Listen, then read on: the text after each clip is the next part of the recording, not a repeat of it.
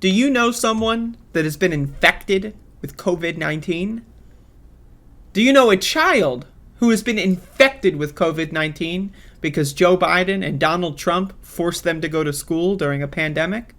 Well, you'll be happy to know that they, statistically speaking, are probably fucked for the rest of their life. So here we have a new study on CNN Health. Long COVID can affect children of all ages, including infants, study shows. Even the littlest children can experience long COVID. Isn't that great? Ladies and gentlemen, leaders and fighters for freedom and liberty and the American dream, the best is yet to come. According to a large study, one of the first of its kind to include infants and toddlers. The study, published Wednesday in the journal The Lancet Child and Health, included 44,000 children in Denmark, ranging in ages from 0 through 14. Of the children, 11,000 had tested positive for COVID between January 2020 and July 2021. While symptoms associated with long COVID are general ailments, children can experience, even without COVID, headaches, mood swings, stomach problems, and tiredness.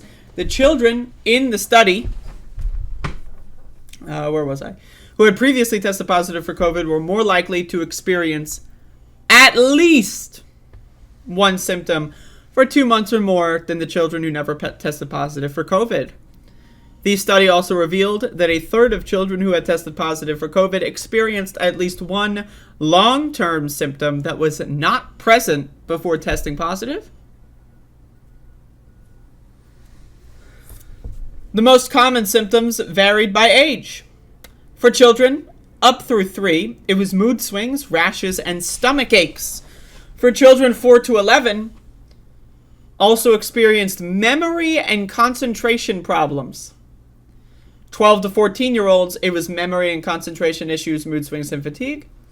I want to be very fucking... Like, we are literally in this country sacrificing an entire generation's ability to remember things. Like,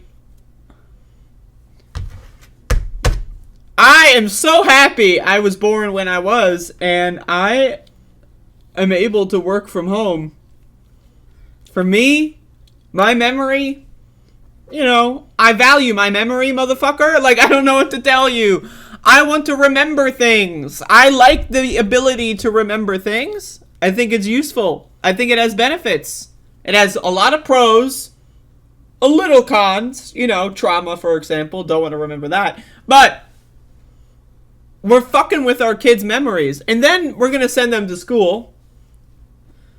And if they don't perform well, we're going to say that they've got some mental illness, some disability, and we're going to throw them in some special needs class that's not tailored to them whatsoever anyway, and probably pump them full of pharmaceutical drugs that probably aren't going to help them because they probably don't even have what they're being diagnosed with.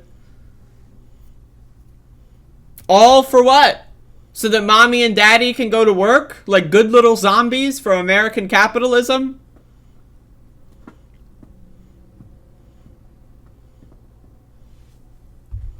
Children 3 and under seem to have the most problems compared with the children not diagnosed with COVID. 40% experienced symptoms 2 months after testing positive compared with 27% in the group that did not have COVID. Our findings align with previous studies on long COVID in adolescents showing that although the chances of children experiencing long COVID is low, especially compared to the control group, it must be recognized and treated seriously. Define what low means. And we're talking about a 13% delta. I don't know, man. That's not low to me.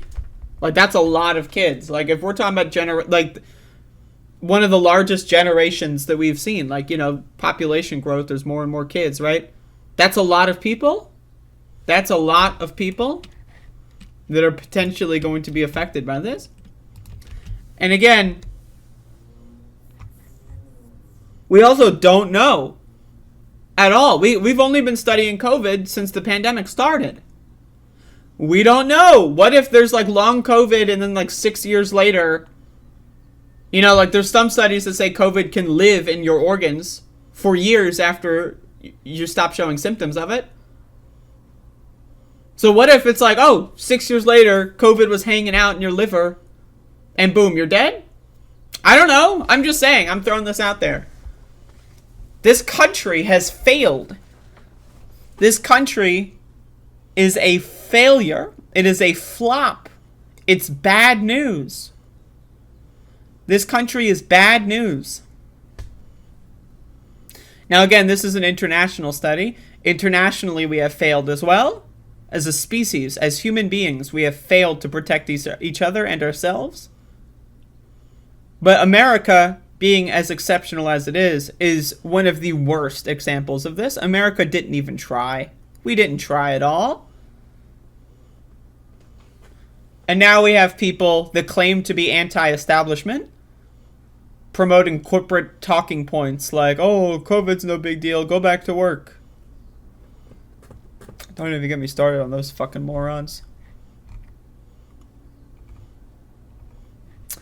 2021 study suggested more than half of children between age 6 and 16 had at least one symptom that lasted for more than 4 months.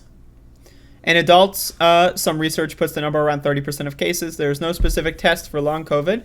It's not clear which children will have it, as it can happen even when a child has a mild case of COVID-19. In addition to showing scientists the characteristics of long COVID in children, the study also showed that even children who do not get COVID felt the impact of the pandemic. The group reported a few more psychological and social problems than children who had COVID, of course. We could have had a global 3 to 6 month lockdown. And would that have been rough? Sure. But it's a hell of a lot better than several years of a worldwide economic depression. The pandemic doesn't magically disappear if we just pretend it does. Millions and millions of people being infected with a virus that will probably last for the rest of their lives. So who even knows? Like, again, long COVID, we're still searching into this. Who even knows if it's like, oh, I feel fine for 2 years and then another symptom comes up. I feel fine for 3 years and then all of a sudden. We don't know this. We only know what we've been able to study for 2 years. And we're finding out more and more things as time gets by.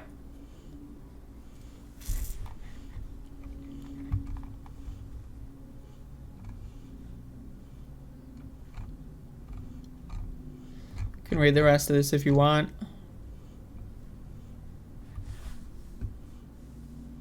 The most striking finding of the study is the higher quality of life and lower anxiety scores in older children who had tested positive for COVID-19. This provides further confirmation that although mercifully children are resilient to the direct impacts of COVID, they've been significantly impacted by the indirect impacts of the pandemic. Again, whoever wrote that is fucking stupid as far as I'm concerned. Like, no shit, if you go out every day and pretend there's no pandemic, you're not going to have social isolation issues, but you're going to be sick, right? Like, that's the thing. We should have built our society so that no one had to make that choice. And again, kids aren't even making that choice. The parents are making that choice for them.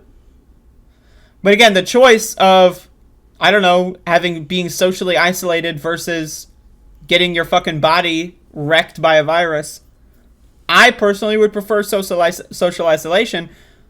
I am also an adult that is capable of making that choice. And the idea that it's like, oh, okay, well, they have less anxiety. I don't know, maybe when they're 30 years old and they've got 3 diseases that developed from this virus, maybe they'll have a little bit more anxiety.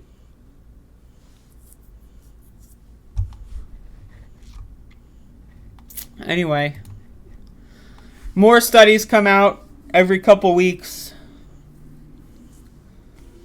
that show us that every decision this government has made and is making and will continue to make are the wrong decisions.